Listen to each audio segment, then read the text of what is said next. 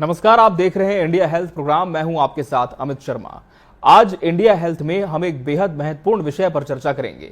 बच्चों का स्वास्थ्य, उनकी सही देखभाल और ये सुनिश्चित करना कि वे स्वस्थ और खुशहाल रहें। इस वक्त के सबसे बड़े चैलेंजेस में से एक है बच्चों में स्क्रीन टाइम की बढ़ती आदतें, जंक फूड का सेवन और अन्य स्वास्थ्य समस्याएं। तो चलिए कार्यक्रम की शुरुआत करते हैं।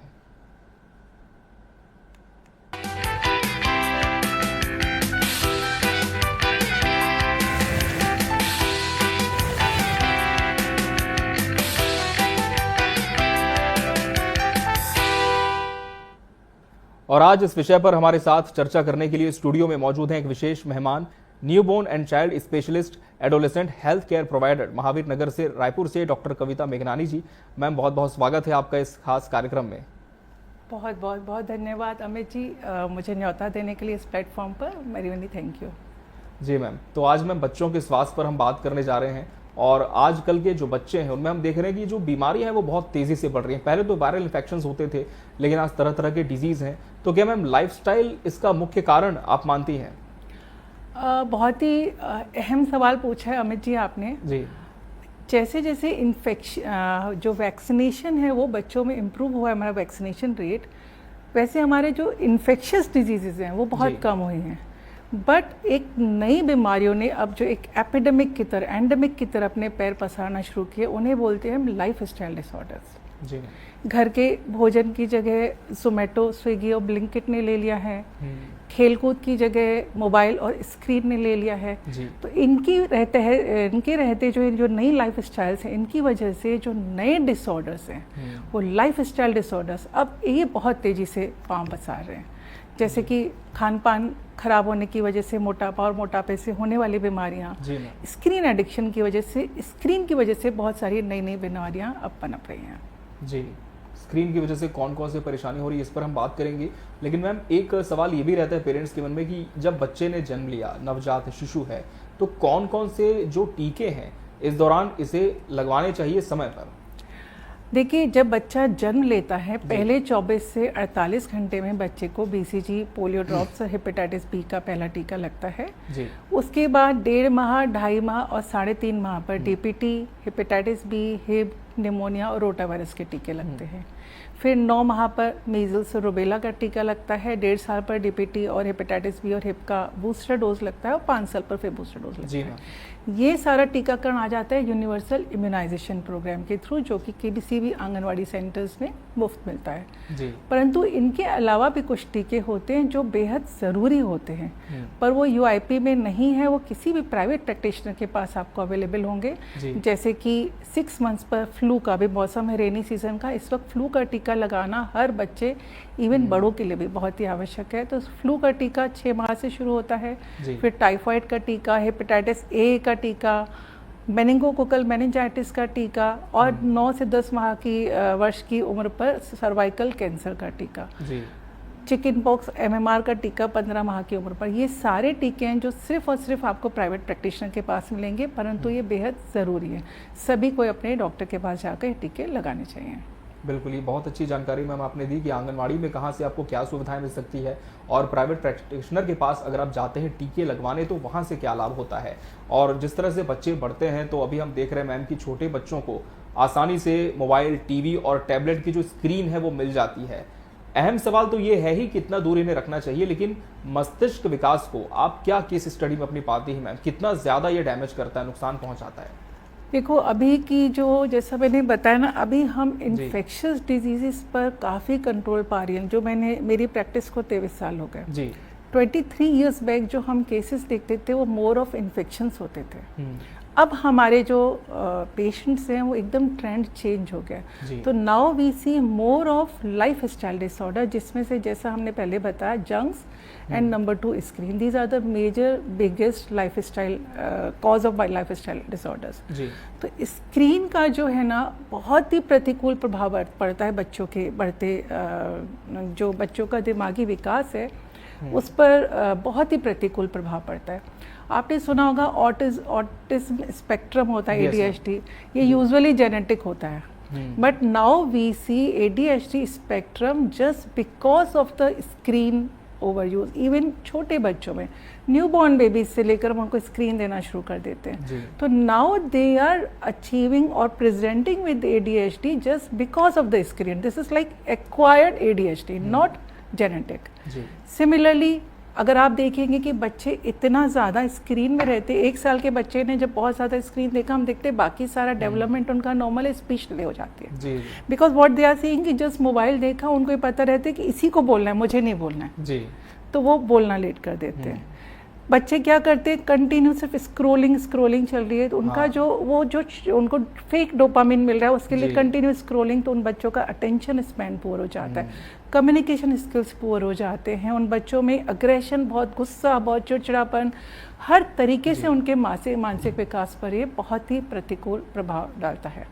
बिल्कुल, बहुत ज़्यादा बच्चे शॉर्ट टेम्पर्ड हो जाते हैं, एग्रेशन उनमें बहुत ज़्यादा आ जाता है, और स्क्रीन की लत को छुड़ाना बहुत मुश्किल होता है। लेकिन किस तरह से इस पर काम कर सकते हैं ये भी आपसे जानेंगे मैम। लेकिन जंक फूड का आपने जिक्र किया, तो अक्सर ये कहा जाता है मैम कि जंक फूड जो है वो फैट लेवल बहुत बढ़ा देता है बॉडी में, लेकिन क्या ये बच्चों में सिर्फ मोटापा बढ़ाता है या और भी गंभीर बीमारियों का संकेत ही हो सकता है? बहुत सारे प्रॉब्लम्स हैं जंक फूड्स में। देखिए, ये तो तय कि जब आपको जंक फूड्स ले रहे हैं उसमें आपको कोई न्यूट्रिशन नहीं मिल रहा, बिल्कुल डेफिनेटली, है ना। अब उसमें आपको मिल क्या रहा है, हाई सॉल्ट्स, हाई सोडियम मिल रहा है, सोडियम का बहुत हाई लेवल, बहुत ज़्यादा, बहुत ही पुअर फैट, बहुत ही पुअर क्वालिटी का ऑयल, एक ही ऑयल में जब बार बार उस चीज़ को हम फ्राई करके हम पैकेट्स में प्रोवाइड कर रहे हैं, तो उसके जो हज़ार्ड्स हैं, high salt, high sugar level, तो ये सारी चीज़ें बॉडी के सभी हिस्सों पर, दिमाग से लेके हर ऑर्गन पर वो वर्क करती है ना, negative work, not positive. So what we are doing, आप देखेंगे कि अभी कुछ टाइम पहले एक रील बहुत वायरल हुई थी, स्कूल की बच्ची अपने स्कूल प्रेमाइसेस में खड़ी थी, उसे हार्ट अटैक आ गया। छोटे छोटे बच्चों को सडनली हार्ट अटैक्स आने लगे, it is because of this life style, junks.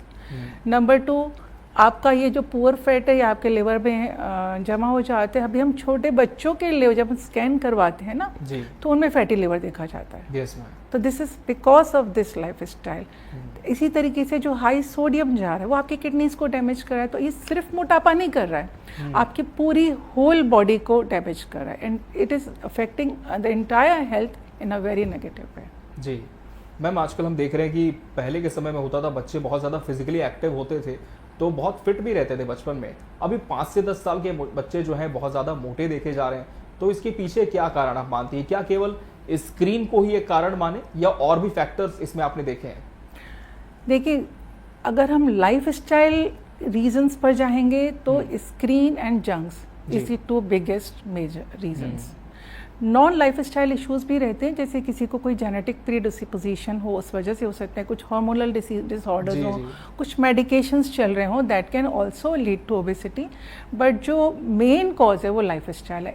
More excessive of junks, देखो टीवी ने इतने लुभावने तरीके से एड्स आते हैं, 2 मिनट डिलीवरी, और बहुत ही लुभावने तरीके से बच्चों पर, किसी के ऊपर भी विजुअल जो आप देखते हैं ना, उसका इम्पैक्ट बहुत गहरा पड़ता है। तो जब हम इतने ल्यूक्रेटिव एड्स देखते हैं तो लाइक बच्चे ऑटोमेटिकली उस तरफ अट्रैक्ट हो जाते हैं, तो उन्हें वो चीज़ चाहिए। देन हमारे पास 2 मिनट डिलीवरी के एड्स हैं, जोमेटो, स्विगी, इन सब ने 2 मिनट में सब चीज़ प्रोवाइड कर देना है, तो आप वो चीज़ें बड़ी इजीली हासिल कर लेते हैं। और तीसरा दुश्मन जो हमको एनिमी मिल गया वो हमारा हाथ में मोबाइल। तो एक तो हम ऐसी चीज़ें खा रहे हैं जो हमारी बॉडी के लिए अच्छी नहीं है, और उसको पचाने के लिए हम फिजिकल एक्टिविटी भी नहीं कर रहे हैं, तो this become a vicious cycle. So this is creating obesity, then obesity induce all other disorders, and entire spectrum is like going on. बिल्कुल, वैसे तो मैम कोई भी माँ बाप नहीं चाहेगा कि उसका बच्चा दुबला हो, थोड़ा हेल्दी हो, ये सभी चाहते हैं, लेकिन एक जो लाइन ऑफ अटेंशन है कि कितना स्टैंडर्ड वेट होना चाहिए और ओबेसिटी का जो लेवल है, इसे जो पेरेंट्स है वो किस तरह से समझ सकते हैं कि उनका बच्चा अब जो अबव स्टैंडर्ड वेट है वो जा रहा है, ओवर वेट हो रहा है? देखिए, वेट को मॉनिटर करने का एक फॉर्मूला होता है BMI, body mass index. Body mass index. अब बॉडी मास इंडेक्स का फॉर्मूला होता है weight divided by height in metre square. अब ये पेरेंट्स के लिए मे भी बहुत कन्वीनियंट नहीं हो, तो एक दूसरा इजी फॉर्मूला है जो पेरेंट्स बड़ी आसानी से कर सकते हैं। वेस्ट टू हिप रेशियो, किसी भी, चाहे इंचेस में नाप लीजिए चाहे सेंटीमीटर्स में नाप लीजिए, वेस्ट डिवाइडेड बाय हिप। अब अगर ये वैल्यू 0.85 से ज़्यादा इन फीमेल्स, या 0.9 से ज़्यादा इन मेल्स, जी, then it is a red flag sign, then they must consult their doctor. जी, तो ये बहुत अच्छा फॉर्मूला आपने बताया कि ज़्यादा मैथमेटिक्स इसमें भी नहीं है, हाँ, लेकिन आसानी से जो easy, पेरेंट्स हैं वो घर पे आसानी से मेजर कर सकते हैं कि कहीं उनका बच्चा ओवरवेट तो नहीं हो रहा है। अब मैम हम बात करेंगे टीनेज गर्ल्स की कि जब वो किशोरावस्था में पहल रखती हैं, जब पीरियड्स की शुरुआत होती है तो बहुत ज़्यादा वो घबरा भी जाती हैं, लेकिन किशोरियों को पहली माहवारी के समय कौन सी ऐसी ज़रूरी बातें हैं जो समझाई जानी चाहिए? ये बहुत ही इम्पॉर्टेंट क्वेश्चन पूछा अमित जी आपने। हम लोग बहुत से स्कूल्स में मेंस्ट्रुअल अवेयरनेस प्रोग्राम्स भी करते हैं क्योंकि बहुत ही इम्पॉर्टेंट है। Yes ma'am. आइडियली हमको मेनार्की से पहले यानी पहली माहवारी से पहले बच्चों को ट्रेन करना होता है, बट कई बार बच्चियां नहीं जानती होती हैं। तो पहली माहवारी पर सबसे पहले तो हमें उन्हें ये बताना है कि ये माहवारी होती क्या है जी। क्योंकि सडनली अगर किसी बच्ची को नहीं पता और उसको पीरियड्स स्टार्ट हो गए तो वो घबरा जाएगी कि उसके साथ सडनली ये क्या हो गया। वो गिल्ट में आ सकती है, शेम में आ सकती है, डर में आ सकती है, बहुत सारे इमोशंस उसके अंदर उस वक्त चल रहे हो सकते हैं। तो ideally we train the girls before the menarche achieve क्योंकि within couple of months और years you can have this. But अगर किसी को नहीं जानकारी तो सबसे पहले तुम्हें बताना है it is a normal physiological phenomena, normal body reaction है जो पूरे महीने में चलती है और कुछ वो दिन होते हैं जब ब्लड की शेडिंग हो रही है जो हमें बाहर दिखाई दे रही है। मेंस्ट्रुएशन क्यों होता है हमें अभी सभी बच्चियों को समझाना बहुत ज़रूरी है। It's a good thing, not a bad thing, it's a like blessing क्योंकि हम फीमेल्स को गॉड ने अपने बाद हम फीमेल्स को जगह दी है। God can create human beings and then the mother only can create the human beings. So we are, God ने माँ को अपने बराबर का दर्जा दिया। तो ये हमें बच्चियों को बताना है कि आप बहुत स्पेशल हैं, इसलिए आपको ये हो रहा है। Now you are like preparing for a full women. दूसरी बात जो हमें उन्हें बताना है हाइजीन मेंटेनेंस, किस तरीके से उस वक्त उन्हें अपना प्रॉपर मेंस्ट्रुअल साइकिल को मैनेज करना है। क्या क्या ऑप्शंस हैं उनके पास, सैनिटरी पैड्स हैं, टैम्पून्स हैं, कप्स हैं, ये सारे ऑप्शंस के बारे में उन्हें बताना है, सिखाना है। देन एट पर their own convenience they can try and choose their on option.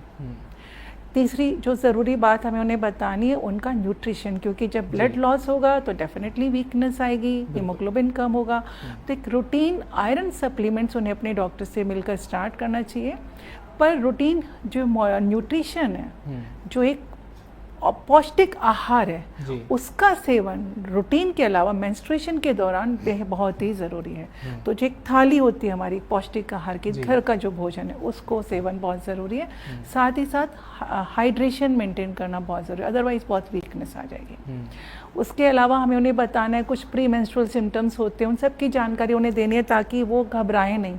उनके अंदर बहुत सारे इमोशनल चेंजेस आ सकते हैं उस टाइम पे, तो we have to train them, this is all normal. And exercise बंद नहीं करनी है during menstruation, so they should be trained about all these things. And one most important thing, how to do that safe disposal of your menstrual products.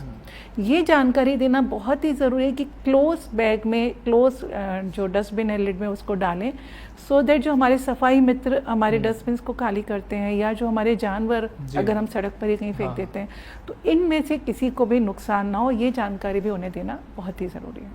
बिल्कुल ma'am, आपने बात की जिस तरह से इमोशनल सपोर्ट तो उन्हें देना ही होता है, लेकिन आप जिस तरह से स्कूल्स भी विजिट करती है, वहाँ पर इस तरह के सेशंस भी ऑर्गेनाइज होते हैं जिसमें आप एज अ स्पीकर उन्हें सारी चीज़ें बताती हैं। तो माहवारी से जुड़ी जो गलत फहमियाँ अभी तक आपने क्या जानी है और ये जो मानसिक तनाव होता है उससे निपटने के लिए पेरेंट्स किस तरह से सपोर्ट कर सकते हैं? देखिए, माहवारी से जुड़ी हुई ना सबसे जो बड़ी मिथ है जी कि माहवारी मतलब now the female is impure. So I really wonder why people still think like that. देखिए, अगर हम पुराने ज़माने में जाएंगे तो पुराने ज़माने में हमारे पास ऐसे बहुत अच्छे सैनिटरी ऑप्शंस नहीं होते थे। है ना, क्लोथ यूज़ करते थे, use to be very uncomfortable, plus उनको सारे काम खुद से करने रहते थे, मंदिर घरों से दूर होते थे, कुएं में पानी भरने जाना रहता था, एंड ब्लीडिंग, जंगल के जंगली जानवरों का रिस्क एंड एवरीथिंग, ये सारी चीज़ें रहती थी। मे बी जो मेरे को लगता है साइंटिफिक जो रीजंस इन सब चीज़ों के, कि may be because of all these things उस दौरान फीमेल्स को एक आराम दे दिया जाता था, भाई आप 7 दिन रूम के अंदर रहो। अब हम हर चीज़ के पीछे जो भी हमारी पुरानी प्रथाएं होती हैं, जो भी मान्यताएं होती हैं ना, सबके पीछे कुछ साइंटिफिक रीजंस होते हैं। तो व्हेन वी आर ग्रोइंग तो we have to understand the science behind all this. अब आज की बच्चियां तो घर में नहीं बैठती जी, आज पहले जैसी जॉइंट फैमिलीज नहीं कि आपको 7 दिन अगर पीरियड्स आए तो आप खाना नहीं बनाएंगे, है ना, this is not possible practically. आप 7 दिन आप कॉलेज नहीं जाएंगे, ऑफिस नहीं जाएंगे, not practically possible. So now we should not consider this as impure, this is totally a normal reaction. जैसे हम रोज शुशु पॉटी करते हैं वैसे ही हमारा मंथली साइकिल होती है। तो this is as normal as when you eat, as normal as you pass urine and stool. So start looking the girls as a pure. In fact south में कुछ मंदिरों में कुछ एरियाज में ना, like when they first time menstruate ना, उनकी पूजा की जाती है देवी की तरह। तो this can never be impure. This is the first myth which I would like to give the message to the society। आप बच्चियों को इम्प्योर बोलना बंद कर दीजिए। सेकेंड मिथ है कि ड्यूरिंग पीरियड्स लाइक कभी अचार को छू लिया, अचार खा लिया, वो खराब हो जाए। This is also myth, just forget about this. आहार उनका ड्यूरिंग मेंस्ट्रुएशन भी नॉर्मल हेल्दी डाइट होना चाहिए। एक अनदर मिथ है कि during periods they can not walk, they can not like do exercises और डांस और स्विम। Is all myth. इतने अच्छे हमारे पास अभी मेंस्ट्रुअल प्रोडक्ट्स हैं, मेंस्ट्रुअल कप्स आप यूज कर सकते हैं। You can swim also, you can dance, you can do any activity you want to do like, है ना। तो ये सारे मिथ से, इन सब चीज़ों से अब हमको बाहर निकलने की आवश्यकता है। ये बहुत अच्छी बात मैम आपने बताई कि पहले की जो परंपराएं हमारे पूर्वजों ने स्थापित की है, अभी आप उसे फॉलो करेंगे तो बहुत स्टीरियोटिपिकल वो लगेगा, क्योंकि वो उस समय के हिसाब से तैयार की गई थी। लेकिन मॉडर्न समय में हमारे हम बदल गए, तो समय के हिसाब से हमें भी बदलना पड़ता है। परिस्थितियां बदली है, वक्त बदला है, उसके हिसाब से हमें खुद को भी बदलना है। सबसे जरूरी है कि सोच बदलनी है, सोच बदलनी है, तभी बदलाव आएगा इसमें। और ये तो बहुत अच्छे विषय पर मैम आपने चर्चा की। और एक विषय यहाँ पर आपसे मैं ये भी जानना चाहूंगा कि अभी जिस तरह से मौसमी बीमारियां बहुत बढ़ गई हैं, सर्दी जुकाम तो बहुत कॉमन है, अब होता यह है कि लोग बहुत ज्यादा कतराते हैं कि डॉक्टर के पास कौन जाए, नंबर लगाए, पास वाले जो मेडिकल स्टोर वाले भैया है, चलिए उनसे ही जाकर कुछ एंटीबायोटिक्स ले लेते हैं। तो इसे कितना डेंजरस आप मानती हैं? ये तो आपने एक डॉक्टर की दुखती रखते हाथ रख दिया हमें जी। Actually we are really suffering lot because of this habit of the patients and the medical store. देखिए, मेडिकल स्टोर को सिर्फ दवाई बेचना है, हाँ ठीक है। ये एक ड्रेस की तरह नहीं कि चलो ये वाला ड्रेस के साथ एक ड्रेस और फ्री ले जाओ। Medicine has some like responsibility होती है किसी भी मेडिसिन को खाने की या खिलाने की। मोस्ट ऑफ द इन्फेक्शंस जो होते हैं वायरल होते हैं। हमारे पास पेशेंट्स आते हैं, मैडम बुखार आया था, मैंने एंटीबायोटिक दे दिया हूँ, सिफी दे दिया हूँ, लेकिन बुखार नहीं उतरा। पैरासीटामोल दिए थे, नहीं मैडम पैरासीटामोल तो नहीं दिया था। तो now the medicines are getting like antibiotics are getting resistant. We are suffering from global antibiotic resistance, and this is because of जितने झोला छाप डॉक्टर्स होते हैं, 4-5 एंटीबायोटिक्स हर चीज में लिख दिया, कहीं ना कहीं कुछ ना कुछ तो काम कर ही जाएगा। तो this is really creating a biggest hazard and biggest problem for not for the doctors only but for the patients also. अब क्या, जब हमें जरूरत पड़ती है एंटीबायोटिक देने की, अब वो काम नहीं करती, एंड हमें ज़्यादातर जब रियली में मेडिसिन एंटीबायोटिक नीडेड है, हमें उन्हें हॉस्पिटलाइज करके हायर एंटीबायोटिक्स पर ही स्विच करना पड़ता है, बिकॉज नॉर्मल मेडिसिन तो वो ऑलरेडी टॉफी की तरह खा चुके हैं। So it's not working. और फिर उनको लगता है कि हम ठीक क्यों नहीं हो रहे हैं, एंड देन उन्हें लगता है कि डॉक्टर जबरदस्ती एडमिट करते हैं, but actually we are not doing that, because आपने इतनी एंटीबायोटिक खा ली कि now it's not working on you. मतलब if I recall my practice, कुछ साल पहले तक मुझे टाइफाइड में तो किसी को एडमिट करने की बहुत कम जरूरत पड़ती थी। अच्छा। अब मतलब टाइफाइड ठीक ही नहीं होता उन्हीं मेडिसिन से जिनको हम रूटीन में देते थे। We have to admit because work नहीं किया। वो सेम मेडिसिन डबल डोज में दे दो, it is still not working, so we have to hospitalise. तो ये तो सिनेरियो बहुत बदला है। People should understand this thing कि आपको एंटीबायोटिक बिना डॉक्टर से पूछे नहीं लेना है, और डॉक्टर पर भी प्रेशर नहीं डालना है एंटीबायोटिक देने का। This is the request to every person, my earnest humble request to everyone, please. बिल्कुल मैम। और मैम, क्या बच्चों की अगर हम खासकर बात कर रहे हैं तो बुखार या खांसी में एंटीबायोटिक्स देना उनके लिए सही होता है, और क्या इससे जो रोग प्रतिरोधक क्षमता होती है उनकी, उस पर कोई असर पड़ता है? बिल्कुल पड़ता है ना। देखिए मेजॉरिटी जो इन्फेक्शंस होते हैं ना, वो रूटीन वायरल इन्फेक्शंस होते हैं। सीजन चेंज होने के, जैसे अभी इस वक्त फ्लू के इन्फेक्शंस बहुत ज्यादा, डायरिया चलता है ना, तो जो मेजॉरिटी इन्फेक्शंस होते हैं सीजनल चेंजेस के साथ वायरल इन्फेक्शंस होते हैं, जहाँ एंटीबायोटिक का कोई रोल नहीं है। अब ऐसे में अगर आप एंटीबायोटिक देंगे तो एक तो एंटीबायोटिक रेजिस्टेंस डेवलप होगा, और दूसरा उस बच्चे की इम्यूनिटी पर डेफिनेटली नेगेटिव इफेक्ट पड़ेगा। अब जब आपको रिजल्ट चाहिए, then it's not going to work on it. बिल्कुल। कई बार मैम ये भी देखते हैं पेरेंट्स की उनके बच्चों को बार बार सर्दी खांसी हो रही है, मौसम जब बदलता है तब वो बच्चे बीमार पड़ रहे हैं, तो क्या ये बहुत कॉमन है छोटे बच्चों में या फिर इसके पीछे ये बिल्कुल बिल्कुल कॉमन है, क्योंकि देखिए छोटे बच्चों की इम्यूनिटी थोड़ी कम होती है। जी। तो जो रूटीन सीजनल इन्फेक्शन से, सीजनल वायरल इन्फेक्शन से वो उन्हें होंगे। 2 साल तक थोड़े ज़्यादा होते हैं, 2 से 5 साल तक कम हो जाते हैं, 5 साल के बाद तो बहुत ही कम हो जाते हैं। तो वो होंगे, nothing to worry about that until next कि आपका बच्चा हर बार इतना सीरियस नहीं हो जाता है कि आपको हर बार से हॉस्पिटलाइज करना पड़े। ये चीज़ है। तो नो नीड टू वरी, आप कंसल्ट कीजिए अपने डॉक्टर को, डॉक्टर के कंसल्टेशन से मेडिसिन दीजिए। Don't take your antibiotic of your own. जी बिल्कुल, खुद से तो बिल्कुल नहीं लेना है। और कुछ घरों में हम देखते हैं मैम कि लोग पेट्स पाल कर रखते हैं, तो सर्दी खांसी बच्चों को अगर बार बार हो रही है तो क्या उनसे रिलेट कर सकते हैं कि उनसे भी एलर्जी एक इसका कारण है? बहुत बहुत कॉमन वजह है। पेट्स के क्या होते हैं, जो डेंडर्स और हेयर्स होते हैं ना, वो गिरते हैं। और वो छोटे छोटे डेंडर्स कई बार दिखते भी नहीं आपको, तो वो बच्चा इनहेल करता है। वो एक बहुत बड़ा, डेफिनेटली बहुत सारे केसेस आते हैं जिनके आप पेट्स हैं ना, तो उनको क्रॉनिक रिकरेंट कफ होते ही रहेगा, और it is because of that only. So it is really बहुत ज्यादा सावधानी उनको भी बरतनी की जरूरत है जो घर में पेट्स रखते हैं। और बचपन में तो मैम पोषण सबको देना ही चाहिए बच्चों को, ताकि आगे चलकर फिजिकल अच्छा डेवलपमेंट उसका हो सके। लेकिन पोषण जब कम मिलता है तो किस तरह के इसके ड्रॉबैक्स देखने को मिलते हैं? देखो, अगर जैसे कोई भी मशीन होती है, अगर आपने उसको प्रॉपर ऑयल और प्रॉपर सर्विसिंग नहीं दी तो it is not going to work. आपका जो 2 व्हीलर हो, 4 व्हीलर हो, उसकी भी सर्विसिंग नहीं करेंगे, it's not going to work properly, है ना। सिमिलरली हमारी बॉडी है, राइट फ्रॉम द बर्थ अगर इसको प्रॉपर पोषण आहार नहीं मिलेगा, आहार प्रॉपर का मतलब कार्ब्स, प्रोटीन्स और फैट्स का एक प्रॉपर जो प्रोपोर्शनेट है, उसके साथ मिनरल्स, माइक्रोस, विटामिन, सारी चीज़ें अगर शरीर को नहीं मिलेंगी, ये शरीर सही से वर्क नहीं करेगा। हमारे देश में हम देखें तो अनीमिया बहुत कॉमन है, क्योंकि हम आयरन रिच फूड कम खाते हैं, जंक ज़्यादा खाते हैं, और खाने में भी जो खाते हैं तो ज़्यादातर छोटे बच्चों के तो पेरेंट्स को ये रहता है जितना हो सके दूध दो। हमारे पास 1-1, 2-2 साल के बच्चे आते हैं, 1-1, 2-2, 3-3 लीटर दूध पी रहे हैं, और माएँ कहती हैं कि बच्चा ओवरवेट है, कहती है मैडम खाना नहीं खाता। कैसे खाएगा? आपने 2-3 लीटर 4 लीटर दूध दे दिया, खाना कहाँ से खाएगा? बट वो सिवियरली एनीमिक होता है। तो अगर शरीर में आयरन नहीं होगा, शरीर में विटामिन्स का प्रोपोर्शनेट नहीं होगा, माइक्रोज नहीं जाएंगे, तो डेफिनेटली शरीर का विकास सही तरीके से नहीं होगा, और उसका असर पूरा होलिस्टिक हेल्थ पे दिखता है। मतलब आप सिर्फ फिजिकली बीमार नहीं होंगे कि बार बार सिर्फ इन्फेक्शंस हो रहे हैं, आपका मेमोरी पुअर हो सकती है, आपकी ग्रोथ पुअर होगी, आपका हाइट शॉर्ट रह जाए, मतलब हर तरीके से आपकी बॉडी पर इसका असर आपको दिखेगा।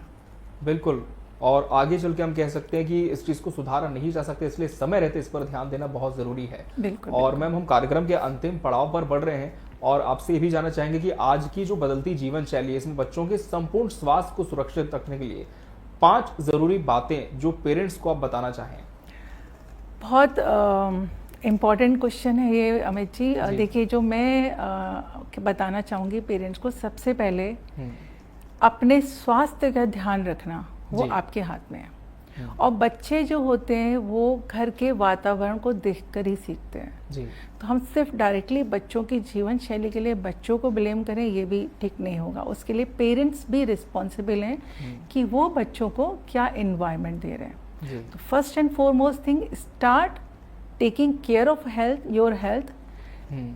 स्टॉप टेकिंग जो है जंक्स।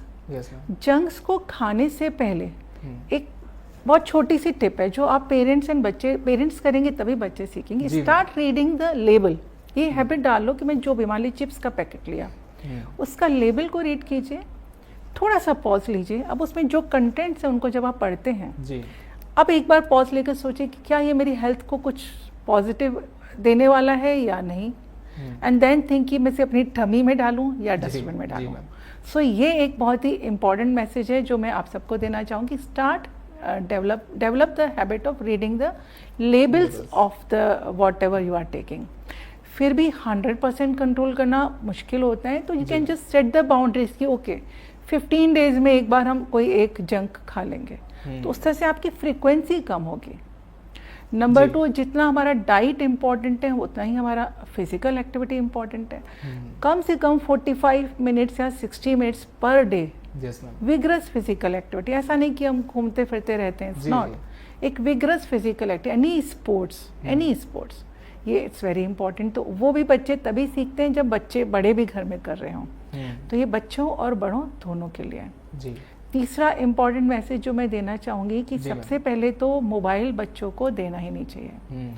2 साल से छोटे बच्चों का तो मोबाइल का 0 एक्सपोजर होना चाहिए। 2 साल से 5 साल के बीच में मैक्सिमम 1 आवर एंड 5 साल से ऊपर के बच्चों में मैक्सिमम 2 आवर्स का exposure is recommended, but ideally उससे भी कम दीजिए, क्योंकि जितना मोबाइल का एक्सपोजर बढ़ेगा उतना उनकी पर्सनैलिटी के डेवलपमेंट में नेगेटिव इम्पैक्ट ज़्यादा दिखेंगे, पॉजिटिव कम दिखेंगे। जितने बेनिफिट्स हैं मोबाइल के उससे कहीं ज़्यादा उसके हजार से। तो आप मोबाइल का एक्सपोजर या टीवी का ओवरऑल स्क्रीन का एक्सपोजर बहुत कम कर दीजिए। वो भी तब होगा जब parents are the role model for the children. So family environment has to be the role model for the children and for that you can do like अपने घर में कुछ नो स्क्रीन जोन्स डेवलप कीजिए, like in kitchen no screen, in bedroom no screen should be allowed. बच्चों को आप screen के साथ बेडरूम में जाने ही मत दीजिए। At dining table there should be no screen, सब एक जगह सबमिट कर देंगे। तो ये छोटी छोटी हैबिट्स आपके बच्चों के लिए, आपके लिए बहुत, मतलब पूरा फैमिली एनवायरनमेंट के लिए बहुत अच्छा वो हो जाता है। चौथी चीज़, अगर आप बच्चों को बिकॉज ऑफ एनी रीज़न, उनके स्कूल्स के प्रोजेक्ट्स होते हैं कुछ, अगर आप उन्हें स्क्रीन दे भी रहे हैं, मोबाइल दे भी रहे हैं, then keep monitoring what they are watching. आप उन्हें अकेले में मत दीजिए, उन्हें वहीं बिठाइए ड्राइंग रूम में, जहाँ आपकी कॉमन प्लेस हो, जहाँ आप आते जाते रहते हैं, ताकि हम देख सकें कि बच्चे देख क्या रहे हैं। क्योंकि आपको लगता है कि मे बी बच्चा अपना प्रोजेक्ट कर रहा हो, बट ये एक ऐसा वर्ड है जहाँ इतनी सारी चीज़ें ओपन है, वो कहीं पे भी कुछ भी देख सकता है। So you have to be watchful on what your child is watching. They are apps आते हैं बहुत सारे जिन्हें आपको बिल्कुल सीखना चाहिए, डाउनलोड करना चाहिए, जिससे आप बच्चा आपका क्या देख रहा है उसको भी मॉनिटर कर सकते हैं और उसके ड्यूरेशन को भी मॉनिटर कर सकते हैं। तो चाइल्ड कंट्रोल एप्स का इस्तेमाल हर पेरेंट को करना ही चाहिए। एंड 5th मैसेज जो मैं आपको देना चाहूँगी कि योगा एंड मेडिटेशन जो है ना, ये हमारी संस्कृति का मूल स्रोत है, हमारी हिंदुस्तान संस्कृति। अब इसे विदेश अपनाने लगे और हम उसे भूलने लगे। Now it is a time that हम थोड़ा सा वापस अपनी संस्कृति को अपनाने लगे। योगा और मेडिटेशन वो जड़ी बूटी है जो पूरी आपकी होलिस्टिक हेल्थ पे वर्क करती है ना, पॉजिटिव मैनर। सो हर बच्चे को 4-5 साल की उम्र से ही योगा और मेडिटेशन सिखाना शुरू कर देना चाहिए। And this should be the like, जैसे आप रोज़ खाना खाते हैं वैसे रोज़ ही आपकी योगा और मेडिटेशन की पूरी फैमिली की हैबिट होनी चाहिए। बिल्कुल, तो हम कह सकते हैं कि पूरा परिवार साथ देगा तभी बच्चों का पूरा विकास होगा। और बहुत अच्छे 5 पॉइंट्स मैम आपने बताया कि जो हमारे पेरेंट्स अगर फॉलो करना शुरू करें तो निश्चित तौर पर एक बच्चे का पूरा डेवलपमेंट वो कर सकते हैं और बुरी लतों से भी उन्हें वो छुड़ा सकते हैं। बहुत पूरी तरीके से उनकी पर्सनैलिटी पे पॉजिटिव इम्पैक्ट आता है योगा और मेडिटेशन का। तो ये हमारी जीवन शैली का अभिन्न अंग होना चाहिए। ये अब हम सब हिंदुस्तानियों को अपनाना चाहिए, ऐसा मुझे लगता है। बिल्कुल मैम। तो इंडिया हेल्थ में आज हमने जाना कि वर्तमान दौर में बच्चों का सिर्फ शारीरिक नहीं, मानसिक और भावनात्मक स्वास्थ्य भी उतना ही जरूरी है। स्क्रीन की लत, जंक फूड की आदत, खुद से दवा देने की गलती, ये सब छोटी बातें लगती हैं, लेकिन बच्चों के बड़े नुकसान की वजह बन सकती है। माता पिता के तौर पर भी हमें सतर्क रहना होगा, बच्चों से संवाद बनाए रखना होगा और डॉक्टर की सलाह के बिना कोई भी कदम नहीं उठाना चाहिए। और इस विषय पर हमें मैम ने बहुत अच्छी जानकारी दी। मैम बहुत बहुत धन्यवाद आपका इस शो में आकर दर्शकों को इस विषय पर जागरूक करने के लिए। बहुत शुक्रिया। Thank you Amit ji, thank you. तो उम्मीद है कि आज की बातचीत से आपको कुछ जरूरी बातें समझने को मिली होंगी। आप देख रहे थे इंडिया हेल्थ प्रोग्राम सिर्फ टीवी 24 पर। मैं हूं अमित शर्मा। हम फिर से मिलेंगे एक नए विषय और विशेषज्ञ के साथ। तब तक के लिए स्वस्थ रहिए, जागरूक रहिए, बच्चों को सुरक्षित रखिए। नमस्कार।